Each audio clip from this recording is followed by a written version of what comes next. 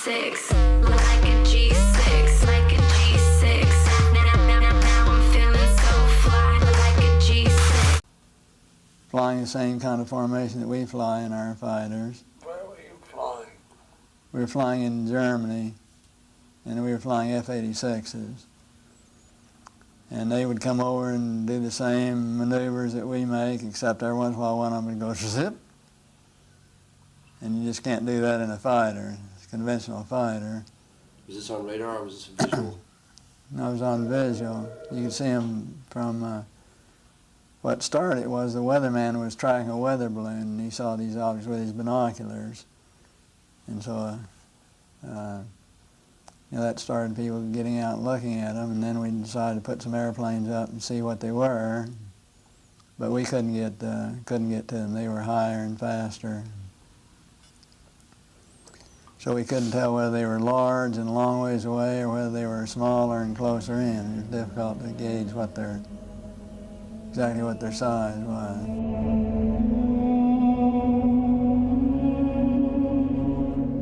They were definitely in formation. What year was this? In 51, about 1951. Do you think the Russians had that kind of technology back then? No. So how close would you say you might have gotten to them? I mean, you definitely determined that there were objects that I were don't under know. intelligent control, or was it? Well, yeah, they weren't just random. They were flying fighter formations, very definitely under positive control. They're just typical saucer shape, double lenticular shape, metallic looking. I think they were definitely piloted vehicles, each one with the pilot in it, and very definitely in communication with one another, because they would have flights of more than 4. They'd have flights of maybe 12 or 16, and when they make a turn, they'd cross the flights in under, and they had to be in communication to be coordinated. Yeah, every once in a while one would zip off to the side, just do a lateral maneuver out to the side. Much as you've ever seen the lights, the UFOs that they filmed over Clear Lake, California. I Have you did. seen those filmed? I have. How they'll sit there in formation and all of a sudden want to go, tsh. I think they were extraterrestrial pilots flying, no doubt about it. Well, that was, I was having some cameramen film the installation of a precision landing facility that we were putting in right out on the edge of the dry lake. And this saucer flew right over them and put down 3 little gear and landed out on the dry lake bed. And they went out to, picked up their cameras and moved on out toward him filming. And he lifted off, put the gear back in the well, and climbed out at a very high rate of speed and disappeared. And so while I was going through all the regulation books and finding out the number to call in Washington to report it, I had them go over and develop the film. By the time they got back with the developed film, I was on the higher and higher and higher level officer talking to me. Finally, with the colonel telling me to, when the film arrived at my desk, to put it in the carrier pouch. There would be a courier there at my office by that time already, and they'd arranged for him to fly in our base airplane back to Washington with these films, and do not run prints, et cetera, et cetera, et cetera. So we stuck them in the courier pouch. Did you watch the film? We didn't have a chance to run it. I had a chance to hold it up to the window and look at it. It was certainly a good film. Good close-up shots? Good close-up shot. Nothing like I'd ever seen. Double lenticular shape. Same, didn't have a cupola on it or anything. It was pretty much the same basic shape. But this time I was involved in the research and development and doing very classified programs myself, at the test center. So I knew that we didn't have any vehicles of that kind, and I was 99 and 9/10% sure that the Russians didn't have any of that type either. So there certainly was, at that point in time, there was no doubt in my mind that this vehicle was made at some other place than here on Earth. And you send it on just like you're ordered to do, and do what they tell you to do. You know, I was working at the time, I was working on a little program that nobody knew about. We were not allowed to discuss with our family or discuss with anybody, and that was the U2 program. So it was in the same category, really. In my opinion, I think they were worried that it would panic the public if they knew that someone had vehicles that had this kind of performance way back right after World War II period of time. So they started telling lies about it. And then I think they had to cover another lie, you know, tell another lie to cover their first lie, and now they don't know how to get out of it. Now it's going to be so embarrassing to admit that all these administrations have told a lot of untruths that it's going to be embarrassing to get out of it. Do you think they want to get out of it? Well, I think basically each and every president would probably like to get out of it, would like to come clean on the deal and not have to continue to tell distruths. Eventually there's going to be something happen that will make all of them have egg all over their face, and they're going to have to admit that they haven't been truthful at all. I have a good friend who's a commercial airline pilot. He's had about 3 different occasions where one is pulled right up alongside his wing and set in formation with him. And he's on a major airline.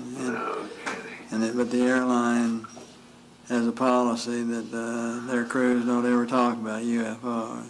McDivitt had one sighting. You know, and on each and every flight, you had your flight plan that was out every hour, every day, hour, minute, and second. And at a certain time, particular time, if you looked at a certain degree azimuth, at a certain elevation, you would see a bright object or see some kind of an object, because we track all this space debris. And so we knew where an awful lot of it would be and what you'd expect to see. But he saw this one thing shining out there that was not listed on his space debris chart. So he decided he'd get a picture of it. And he did. He got a picture of it, but of course it was bright, metallic, and it glinted so that all you got are just the bright glint. You can't really tell any details of what it was. And then he saw it for a few minutes. They tracked it, got the one picture of it, but nobody knew what it was. Well, somebody's kept it pretty secret for quite a while, haven't they? Well, I think the only thing that really changed and I think everybody changed, you know, on space flight to some extent, but I think probably the biggest influence that it had was it's a real humbler, because when you look at this beautiful big universe that God has created for us and you realize you're about that part of it, it makes you feel just about that big. Sure takes one down a few notches.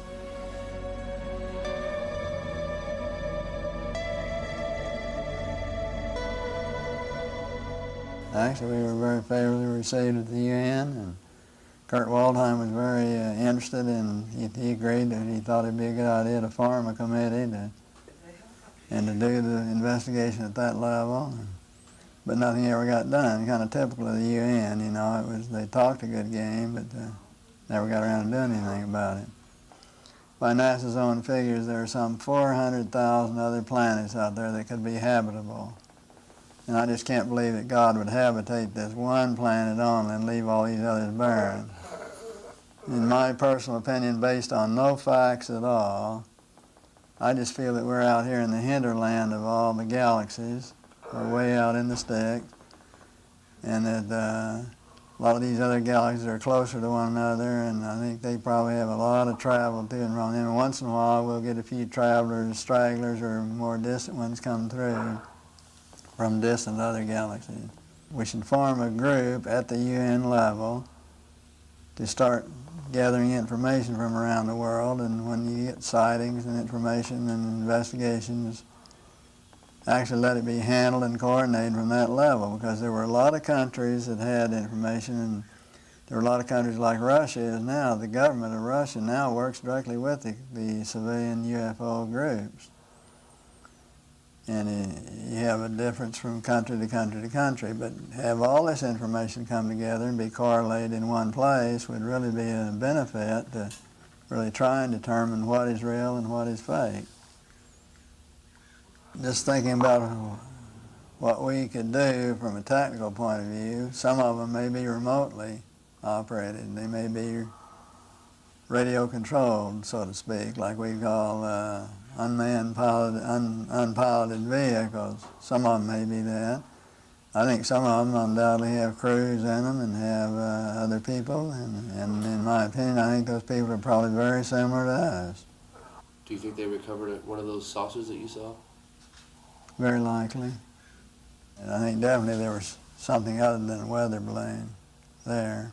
Well, I think the truth has been very submerged in all the lies that have been told.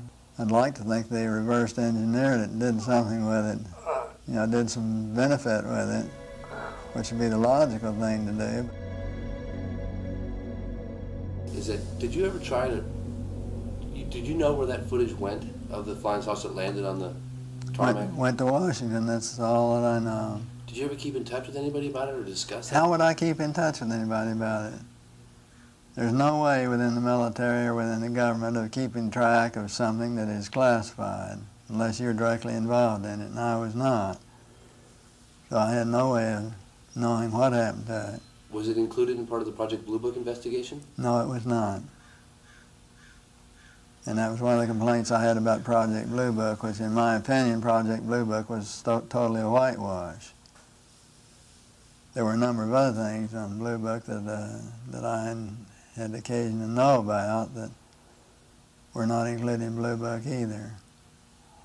Well, that was one of the reasons we did the U2 program the way we did it, was because we hadn't put no classification at all on it, because when you classify a program, then a congressman or a senator think they can go out and tell the whole details. They're privileged to be able to do that. Totally trample all over security and tell the details about whoever they want to. Didn't classify it all, and until Powers was shot down, the world really didn't know about U-2s, or at least in the United States. In my opinion, I think they are coming from some other planet. I think there's no doubt in my mind. I think they're for real. I think eventually we'll find out that there's regular travel here on this Earth from other planets. I think we have a lot of potential learning from them if we can just set up the schedule of how to go about doing it. I think they're just the same as we are, just a little higher, a little further, and a little faster. And they can come and land in my backyard anytime. If they want to come and land in my backyard, I'd welcome them.